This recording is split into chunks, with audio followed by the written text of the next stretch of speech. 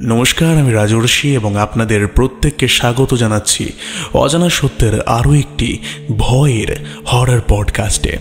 এবং আজকের এই হরর পডকাস্টে আপনারা যে ঘটনাটি শুনবেন সেই ঘটনাটি আশা করছি আপনাদের অনেক পছন্দ হবে, কারণ আমি কয়েকদিন আগে এই চ্যানেলের কমিউনিটি পোস্টে একটি পোল করেছিলাম এবং আমি জানতে চেয়েছিলাম যে আপনারা কী ধরনের ঘটনা শুনতে বেশি ভালোবাসেন, এবং আপনারা সেখানে গ্রাম বাংলার ঘটনার উপরে বেশি ভোট করেছেন, মানে আপনাদের গ্রাম বাংলার ঘটনা শুনতে বেশি ভালো লাগে।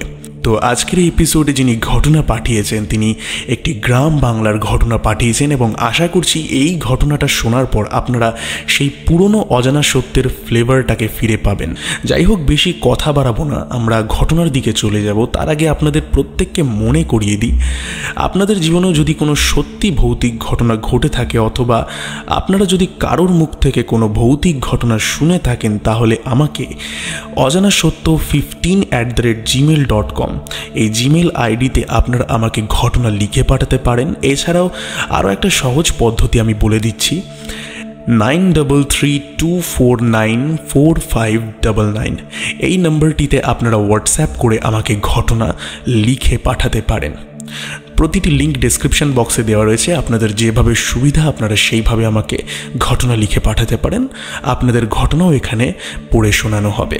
যাই হোক, চট করে আজকের এপিসোডটিকে লাইক করে দিন, কমেন্ট করে জানান কেমন লাগছে, এবং এই চ্যানেলে যদি নতুন হয়ে থাকেন তাহলে চ্যানেলটিকে অবশ্যই সাবস্ক্রাইব করবেন এবং আমাদের এই পরিবারের সঙ্গে যুক্ত হয়ে যাবেন। শুরু করছি আজকের ঘটনা।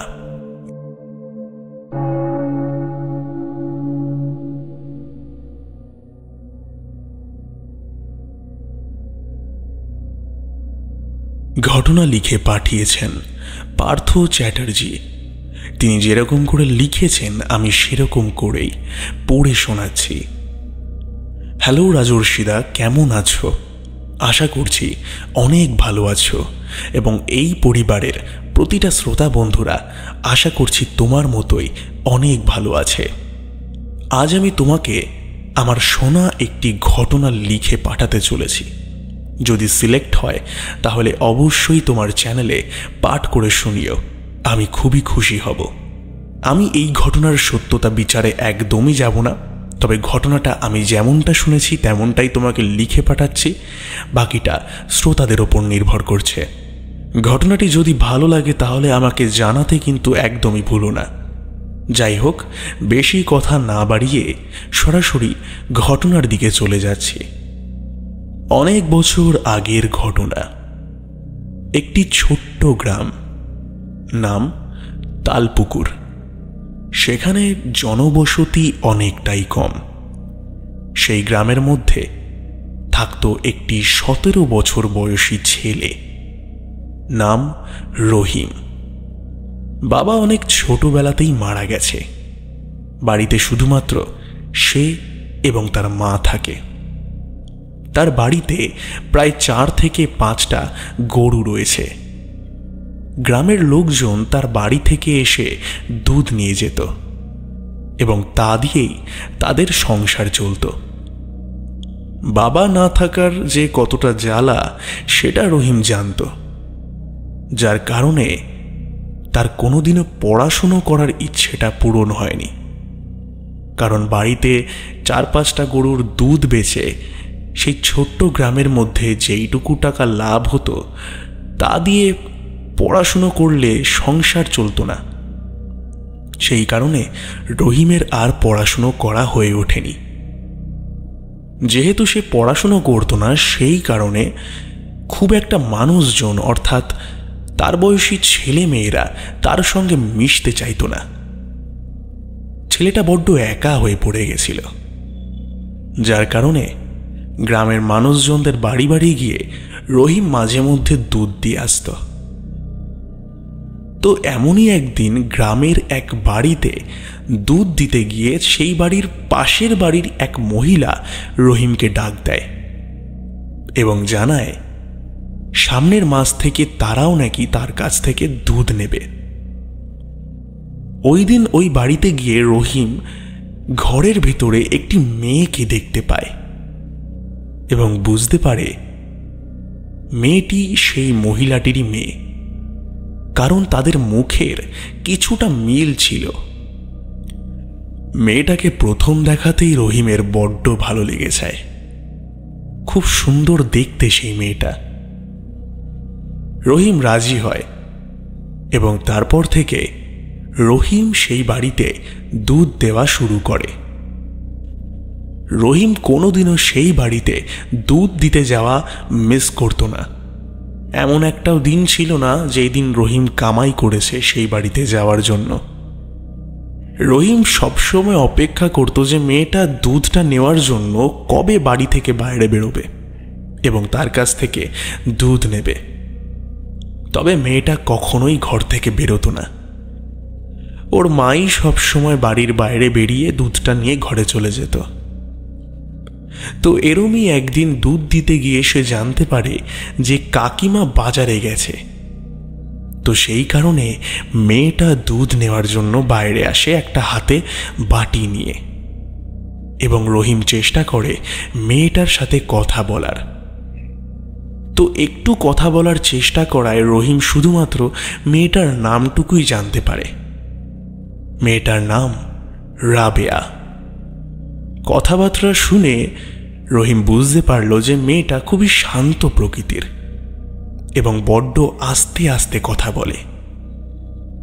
রহিমের মেয়েটাকে বড্ড ভালো লেগে যায় এবং তারপর থেকে রহিম মেয়েটার সব সময় পিছু নিতে থাকে। রহিম জানতে পারে যে রাবেয়া গ্রামের রতন মাস্টারের কাছে বাংলা পড়তে যায়।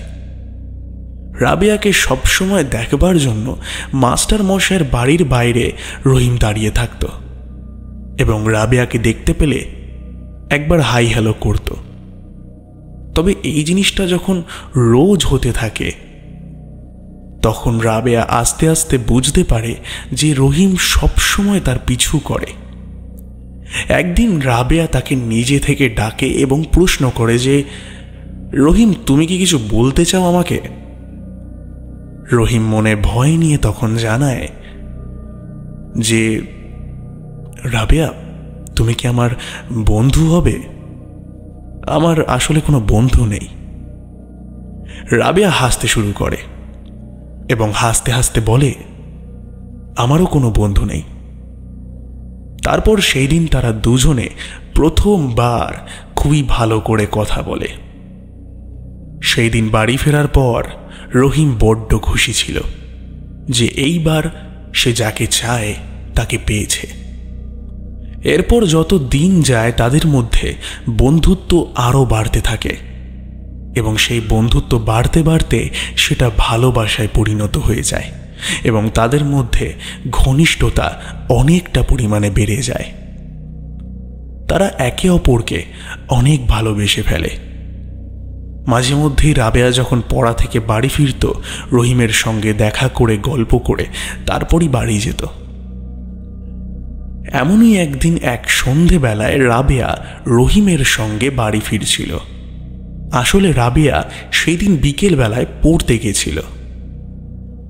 বাড়ি ফেরার সময় রহিম এবং রাবেয়ার মধ্যে এতটাই ঘনিষ্ঠতা বেড়ে যায় যে তারা গ্রামের এক জঙ্গলের ভেতরে গিয়ে শারীরিক সম্পর্কে লিপ্ত হয়।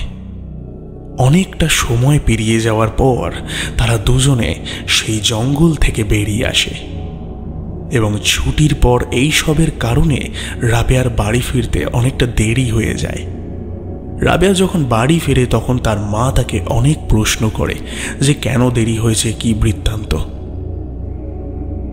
তবে রাবেয়া মাকে জানিয়ে দেয় যে মাস্টার মশাই একটু বেশিক্ষণ পড়িয়েছে, তাই তার মা তাকে আর কিছু বলে না। তবে এখানে রহিমের কথা বলি। রহিম যখন বাড়ি ফিরছিল সেই রাত্রিবেলায় রহিমের বারবার মনে হচ্ছিল যে তার উপর কেউ যেন চেপে বসে রয়েছে। তার শরীরটা বড্ড ভার ভার লাগছিল। রহিমের বড্ড জল পিপাসা পায়, তবে তার কাছে সেই মুহূর্তে জল না থাকায় সে তাড়াহুড়ো করে বাড়ি যায় এবং ঢকঢক করে একটা বোতল জল পুরো শেষ করে ফেলে। এরপর আস্তে আস্তে শুরু হয় আসল ঘটনা। যত দিন এগোতে থাকে রহিমের শরীরের অবস্থা আস্তে আস্তে অনেক খারাপ হতে থাকে এবং তার ব্যবহারের ওপরেও অনেক পরিবর্তন আসতে থাকে। রহিম নিজের মায়ের সঙ্গে ভালো করে কথা বলতো না। রহিমের মা রহিমকে অনেক বকা দিত, কারণ রহিম তারপর থেকে কোনো কাজই ঠিকমতো করতে পারছিল না। এরপর যত দিন এগোতে থাকে রহিমের শারীরিক অবস্থা অনেক খারাপ হতে শুরু করে। ধীরে ধীরে রহিমের শরীরটা কেমন যেন সাদা এবং ফ্যাকাশে হয়ে যেতে শুরু করলো। সে আস্তে আস্তে এতটাই রোগা হয়ে গেল যে তার শরীরের ভেতরের শিরা বাইরের দিক থেকে ভালো করে বোঝা যেত। সবসময় সে খাটের কোনায় বসে কি যেন বিড়বিড় করত। তার মা বুঝতে পারতো না যে তার ছেলের কি হয়েছে। এমনি তাদের হাতে পয়সা কড়ি তেমনটা নেই, তবে রহিম যখন বাড়ি বাড়ি গিয়ে দুধ দিচ্ছিল তখন তাও কিছুটা টাকা হাতে আসছিল। কিন্তু এখন রহিম কাজটাকে পুরোপুরি ছেড়ে দেয়। রাবেয়া অনেকদিন ধরে ভাবছিল যে রহিমের এখন আর দেখা পাওয়া যায় না এবং সে মনের সাহস নিয়ে রহিমের যে বাড়ি যাবে সেটাও করতে পারছিল না। জানি না রহিমের রাবেয়ার কথা তখন আর মাথাতেই নেই। রহিম নিজের হাত পা নিজে নিজে চুলকে চুলকে একদম ছিলে দিত। সেখান থেকে গলগলিয়ে রক্ত বেরিয়ে আসত। সে নিজের পায়ের আঙ্গুলগুলোকে দাঁত দিয়ে কাটত এবং সেই নখ পুরো উপড়ে ফেলে খেয়ে নিত। তার মা বুঝতে পারতো না তার ছেলের কি হয়েছে। মাঝে মধ্যে ঘরের মধ্যে এমন উৎপাত শুরু করে দিত যে তার মা ভয়তে ঘর থেকে বেরিয়ে যেত। মাঝে মধ্যে রাত্রিবেলা রহিমকে ঘরের মধ্যে পাওয়া যেত না। সকালবেলা রহিমকে জঙ্গলের মধ্যে পড়ে থাকতে দেখা যেত। তার মা বুঝতে না পেরে লোকের বাড়ি বাড়ি নিজে গিয়ে দুধ দেওয়া শুরু করে এবং পয়সা রোজগার করে রহিমকে ডাক্তার দেখানোর ব্যবস্থা করে। ডাক্তার দেখানোর পর ডাক্তার শুধুমাত্র ওষুধ দেয় এবং বলে যে তার শরীরে তেমন কোনো রোগ ধরাই পড়েনি। রহিমের মা বড্ড অবাক হয় যে ছেলের এই অবস্থা, এইদিকে ডাক্তার বলছে তার শরীরে কোনো রোগই নেই। এরপর গ্রামের লোকজনের মধ্যে আস্তে আস্তে জানাজানি শুরু হয় এবং প্রত্যেকে জানতে পেরে যায় রহিমের এই অবস্থা হয়েছে। সেই কারণে রাবেয়াও এই খবরটা শুনতে পেয়ে বেশ ভয় পেয়ে যায় এবং মনে সাহস নিয়ে রহিমের বাড়িতে আসে। রহিমের বাড়িতে আসার পর সে যখন রহিমকে দেখে সে বড্ড ভয় পেয়ে যায়, কারণ রহিম কেমন যেন হিংস্র হয়ে গেছে এবং ঘরের থালা বাসন ছুঁড়ে তার মায়ের গায়ে মারছে।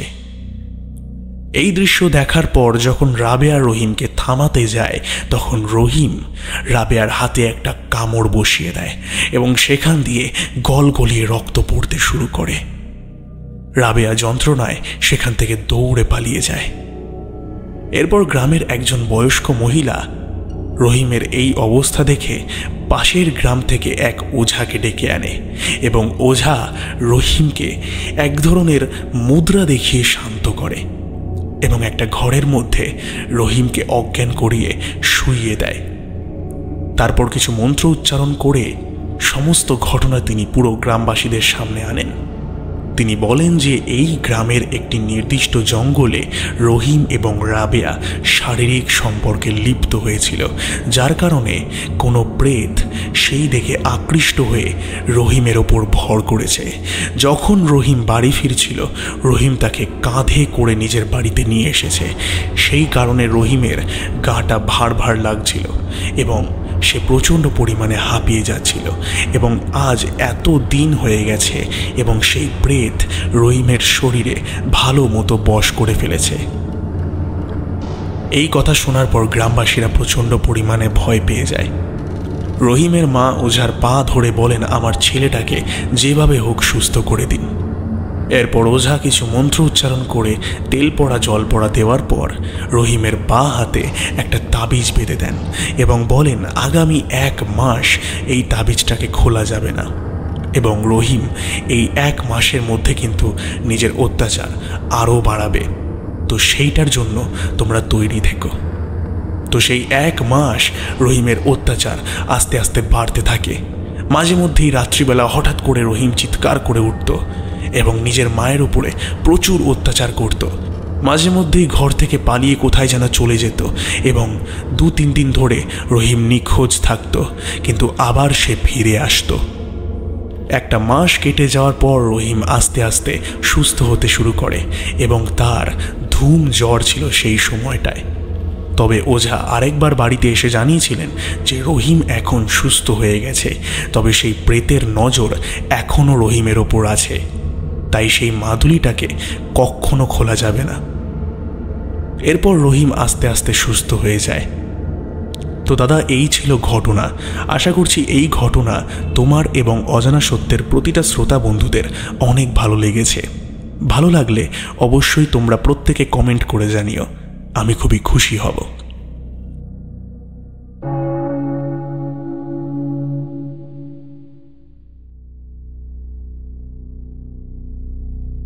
তো বন্ধুরা, ঘটনাটা তোমাদের কেমন লাগলো তোমরা কিন্তু কমেন্ট করে জানাতে একদমই ভুলো না। আশা করছি তোমাদের প্রত্যেকের ভালো লেগেছে এবং আমি ভালো করে হয়তো তোমাদের সামনে উপস্থাপন করতে পেরেছি।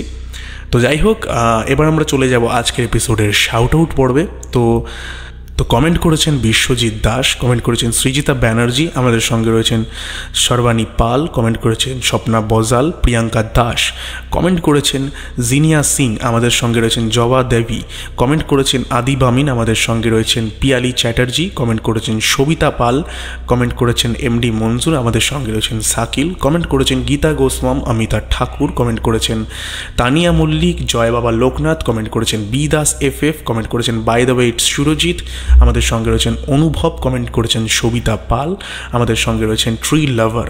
সকলকে অসংখ্য পরিমাণে ধন্যবাদ জানাই কমেন্ট করবার জন্য। আপনারা এইভাবেই আমাদের এই অজানা সত্য পরিবারের সঙ্গে যুক্ত থাকুন এবং আমাদেরকে ভালোবাসা দিয়ে আরও এগিয়ে নিয়ে যান, এবং আপনারা অবশ্যই আমাকে ভালো ভালো ঘটনা পাঠান, তাহলে আমি খুবই ভালো করে আপনাদের সামনে ঘটনাটাকে উপস্থাপন করতে পারবো। ধন্যবাদ, দেখা হবে আবার পরের একটি এপিসোডে। ততক্ষণের জন্য stay happy and stay safe এবং যুক্ত থাকুন আমাদের অজানা সত্যের সঙ্গে, কারণ অজানা সত্য মানেই রহস্যের এক অন্য দুনিয়া।